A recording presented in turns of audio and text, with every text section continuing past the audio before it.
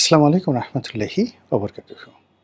সম্মানিত দর্শক, বাংলাদেশ পুলিশের সাবেক আইজি ডক্টর বেনজির যতদিন ক্ষমতায় ছিলেন নিদারুণভাবে আকর্ষিত পুরুষ ছিলেন। আকর্ষিত বললাম মানে আকর্ষণীয় নয়, আকর্ষিত। এর কারণ হলো হি হ্যাড ম্যানি থিংস। তার অনেক অনেক জিনিস ছিল যা মানুষকে আকর্ষণ করত। ক্ষমতা ছিল, সৌন্দর্য ছিল, অর্থ ছিল, ব্যক্তিত্ব ছিল, দুষ্টবুদ্ধি ছিল, আরও অনেক কিছু। সবাইকে তিনি আকর্ষণ করতে পারতেন এবং বাংলাদেশ পুলিশের আইজি পদটিকে তিনি যে উচ্চতায় নিয়ে গেছেন, কামনা, বাসনা, চিন্তা, চেতনা, মানে ইটস এ কোয়াইট সেক্সি। মানে এখানে সেক্সি বলতে শুধু মানে ওই যে নারী এবং পুরুষের মধ্যে যে মিলন সেটা নয়। সেক্সি মিন্স আকর্ষণীয়। সেক্সি মিন্স মানে যা দেখলে আপনার পেতে ইচ্ছা করবে, আপনার হতে ইচ্ছা করবে, আপনার খেতে ইচ্ছা করবে, আপনাকে স্পর্শ করতে ইচ্ছা করবে, এনিথিং। তো ডক্টর বেনজির আইজির চেয়ারে বসে সে চেয়ারটিকে, তার টেবিলটিকে, তার অফিসটিকে, তার অফিসের ভেতরে একটা বসার রুম আছে, একটা শোয়ার রুম আছে, সব মিলিয়ে পুরো মহলটিকে যেভাবে একটা বালাখানায় রূপান্তরিত করেছিলেন। তিনি রাস্তাতে যেভাবে যেতেন, প্রধানমন্ত্রীর মতে প্রায় প্রোটোকল তিনি পেতেন এবং পুলিশের ভিতরে তার স্ত্রীকে বলা হতো the first lady, the first lady. তো এইরকম একজন মহামানব যাকে পুলিশ আদর করে ডাকতেন প্রমেথিউস, দ্য প্রমেথিউস অফ পুলিশ। তিনি যেদিন পুলিশ থেকে অবসর নিলেন, তাকে যেভাবে রিসিপশন দেওয়া হলো, ইটস এ গ্র্যান্ড রিসিপশন। বাংলাদেশে এরকম মানে কাউকে কখনো এরকম রিসেপশন দেওয়া হয়নি, বিদায় বেলায় এরকম রিসেপশন। এবং তাকে এমনভাবে বিদায় জানানো হলো পুলিশ থেকে, মনে হলো যে তিনি এক সপ্তাহের মধ্যে স্বরাষ্ট্রমন্ত্রী হয়ে ফিরে আসছেন। এবং ওই সময়টিতে আমি একটা ভিডিও বানাচ্ছিলাম যে আমাদের স্বরাষ্ট্রমন্ত্রী যখন ছিলেন তখন আসাদুজ্জামান খান কামাল। তো কামাল সাহেব নরম সরম মানুষ, হয়তো স্বরাষ্ট্র উপদেষ্টা রূপে বেনজির সাহেবকে যদি শেখ হাসিনা নিয়োগ দেন তাহলে তার অবস্থান হবে কামাল সাহেবের ঊর্ধ্বে। এবং সেটা বোঝা যাচ্ছিল তিনি যখন অ্যাজ এ আইজি হিসেবে সেনাপ্রধান জেনারেল আজিজের সঙ্গে কক্সবাজারের ওই যে একজন সেনা কর্মকর্তা, সাবেক সেনা কর্মকর্তার হত্যাকাণ্ড ঘটল, সেই ওসি প্রদীপ, সেই ঘটনায় আইজিও গেলেন, সেনাবাহিনী প্রধানও গেলেন। কিন্তু দুজনের চালচলনে মনে হচ্ছিল যে বেনজির ইজ মোর দ্যান, যাকে বলা হয় আইজিপি নয়, মোর দ্যান স্বরাষ্ট্রমন্ত্রী। এবং বাংলাদেশের সেনাপ্রধান যে পদটি, এটি উপমন্ত্রীর পদমর্যাদা সম্পন্ন। মানে সচিবালয়ের ক্যাবিনেট সেক্রেটারি বলেন, যা বলেন, তাদের মানে সবার চেয়ে ঊর্ধ্বে। সম্ভবত ক্যাবিনেট সেক্রেটারির পর্যায়ের আর কি পদ হলো সেনাপ্রধান। তো সেক্ষেত্রে IG senior secretary, senior secretary কিন্তু আমাদের ক্যাবিনেট সচিব বা প্রধানমন্ত্রীর মুখ্য সচিব তাদের সাথে জুনিয়র থাকেন। তো এরকম একটা পদে থেকে যখন তিনি সেনা প্রধানকে ডমিনেট করেন, আর সেনাপ্রধানের লোক এমন একটা ব্যাপার যে সেনাবাহিনীতে ধরেন একজন মেজর, তার যে ডাটফাট, সেই ডাটফাট সে 4-5টা এসপি সে পকেটে নিয়ে ঘুরে। এখন সেই এসপির চাইতেও একজন মেজর নিজেকে বড় মনে করেন, আর এটা তারা দেখান, মানে ফুটফাট দেখান। তো সেখানে সেনাপ্রধান যেখানে প্রধানমন্ত্রীকে পাত্তা দিতে চান না, মন্ত্রী এমপিদেরকে তো তারা অনেকটা শিশু, আবাল মনে করেন। দেখেছি বিভিন্ন সময়টিতে, এখন হয় কিনা বলতে পারবো না। তো সেই জায়গাতে একজন আইজিপিকে যেভাবে জেনারেল আজিজ তোয়াজ তদবির করছেন, এটা দেখে পুলিশের যে কোনো লোকেরই আগ্রহ জাগবে যে ইস, একটি দিনের জন্য আমি যদি বেনজির হতে পারতাম। যা হোক, সে উনি গেলেন। আমরা হয়তো ধরে নিয়েছিলাম অন্য যে আইজিগুলো আছেন তাদের মধ্যে তিনি সামান্য কিছু দুর্নীতি করেছেন। চেহারা সুন্দর হলে তাদের সাথে অনেক মেয়েদের ভালো বান্ধবী থাকে, বন্ধু থাকে, মেয়েরা পঙ্গপালের মতো এরকম আকর্ষণীয় পুরুষদের কাছে আসে, হয়তো তিনি তদ্রূপী। কিন্তু ধীরে ধীরে তার সম্পর্কে যে জিনিসগুলো বের হতে থাকলো, বিশেষ করে কালের কণ্ঠে যে নিউজটা ছাপা হলো, এতে করে আমরা দেখলাম যে তিনি করেন না এমন কোনো কাজ নেই। গরু চোরাচালানি থেকে শুরু করে সাদিক অ্যাগ্রো, হোটেল ব্যবসা, সেই হোটেল, সেই কি বলবো, কক্সবাজারে যে সেই বিশাল ৫ তারকা হোটেল রামাদা, সেই হোটেলের মালিকানা থেকে শুরু করে তার নিজের গ্রামে ৩০০ বিঘা না ৩০০ একর জায়গার উপরে তার মেয়ের নামে সেই বিশাল রিসোর্ট,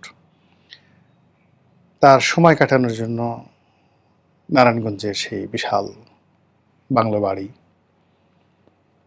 ঢাকাতে রাজকীয় ফ্ল্যাট, সেই ফ্ল্যাটে মানে তার কোট প্যান্ট টাই, এর যে কী অবস্থা, এই জিনিসগুলো যা বের হলো মানে দুদকের ফাইলে, তারপর যাকে বলা হয়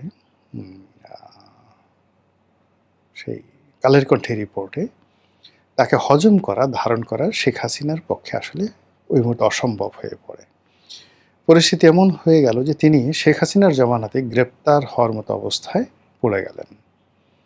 ঠিক সেই সময়টাতে কেন, কিভাবে, কার নেতৃত্বে, কার মদতে তিনি বুক ফুলিয়ে এয়ারপোর্ট দিয়ে চলে গেলেন, উই ডোন্ট নো। এরপর থেকে আমরা কিছুদিন চিৎকার চেঁচামেচি করলাম, তাকে নিয়ে ভিডিও বানালাম, এরপর আমরা সবাই ভুলে গেছি হোয়াট হ্যাপেন্ড। কিন্তু এর মধ্যে যে ঘটনাগুলো ঘটে গেছে, সেই ঘটনাগুলো হলো যে তিনি বিদেশে গিয়ে স্টপ থাকেননি। সেখানে তিনি ব্যবসা বাণিজ্য করেছেন, তারপর তার যে সহায় সম্পত্তিগুলো ছিল এগুলো কেনা বেচা করেছেন, একটা কিনেছেন আর একটা বিক্রি করেছেন, এবং এক শহর থেকে অন্য শহরে, এক দেশ থেকে অন্য দেশে, জাস্ট লাইক কি বলবো, ইলন মাস্কের মতো, the Elon Musk of Bangladesh. তো ইলন মাস্কের মতো তিনি ওভাবে কখনো ইস্তাম্বুলে, কখনো ব্যাংককে, কখনো সিঙ্গাপুরে, কখনো সৌদি আরবে, কখনো দুবাইতে, কখনো পর্তুগালে, আরও কত দেশ রাজার হালে তিনি ঘুরছিলেন আর ক্রমশ শক্তি সঞ্চয় করছিলেন। বাংলাদেশে তার যারা লোকজন আছে তারা তার পক্ষে যারা চাঁদা কালেকশন করতেন, ঘুষ কালেকশন করতেন, সম্পত্তি মেনটেন করতেন, তো এদেরকে নিয়েও নানা রকম কথাবার্তা হচ্ছিল। এই কারণে এরা এই ইউনূস জমানাতে বেশ শক্তিশালী হয়ে পড়েছিল। আমি ব্যক্তিগতভাবে দেখেছিলাম যে রামাদা হোটেলের মালিকানা নিয়ে বেশ কয়েকজন, মানে দুজন, মানে বেনজিরের বাইরে আরও দুজন লোক আছে। এই যে এখন যে জসিমের কথা বলা হচ্ছে, জসিম হলো উপজেলা চেয়ারম্যান ছিল, সেই চন্দনাইশের উপজেলা চেয়ারম্যান, এইবার সে নাকি এমপি হয়েছে, আমি জানতাম না।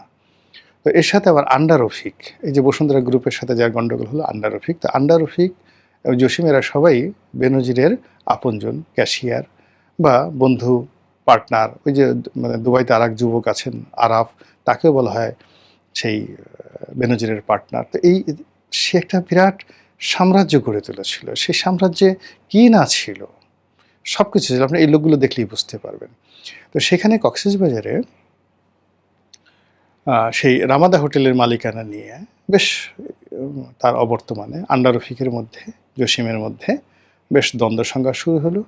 বেনজির কোন পক্ষে ছিলেন জানি না, কিন্তু শেষ পর্যন্ত জসিম সেখানে জয়লাভ করলো।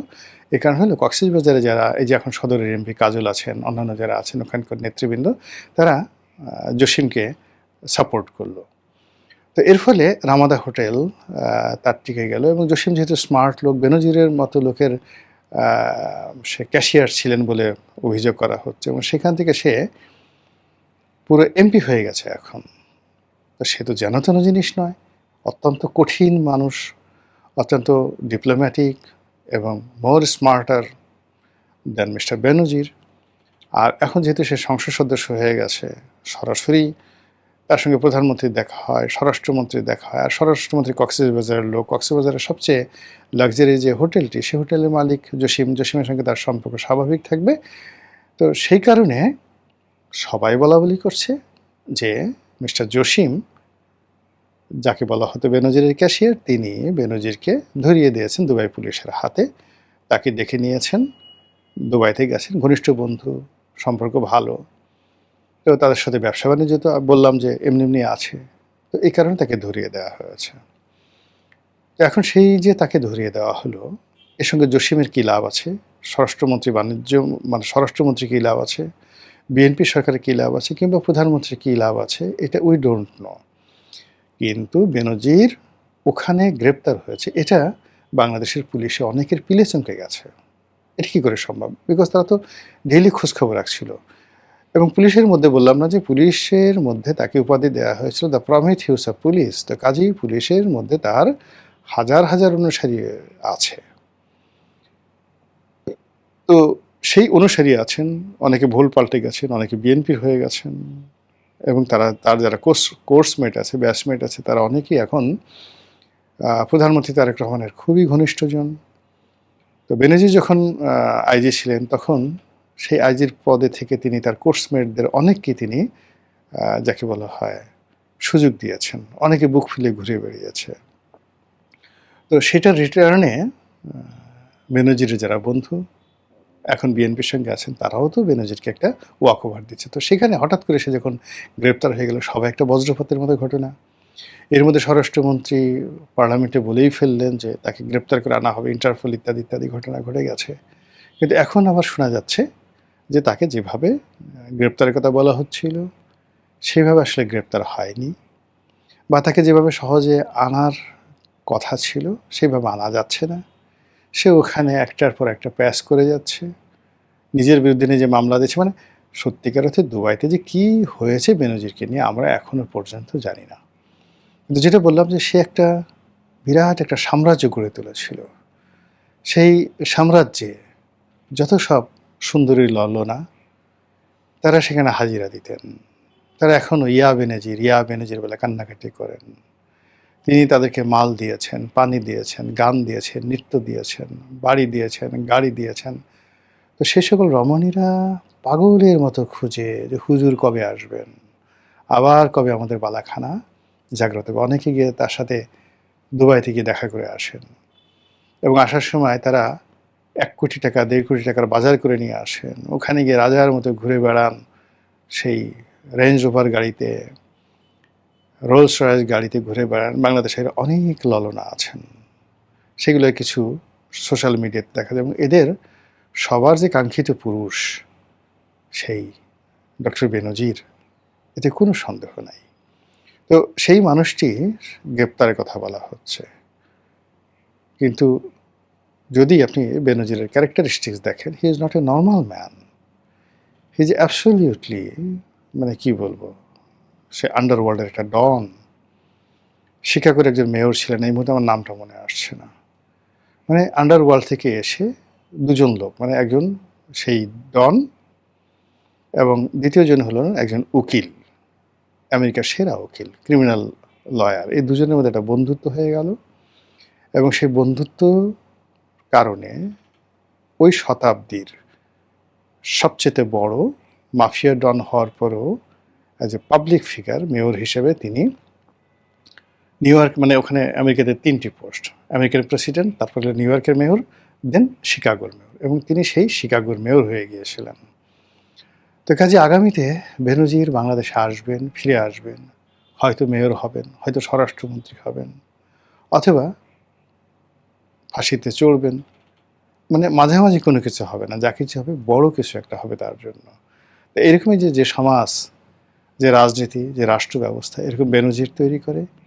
আবার সেই বেনজিরকে ধরার জন্য রাষ্ট্র সর্বশক্তি নিয়োগ করে যদি পরাজিত হয়ে বেনজিরের কাছে আত্মসমর্পণ করতে বাধ্য হয়, তাহলে আমরা সাধারণ যে আমজনতা, আমাদের অনুভূতি কেমন হয়?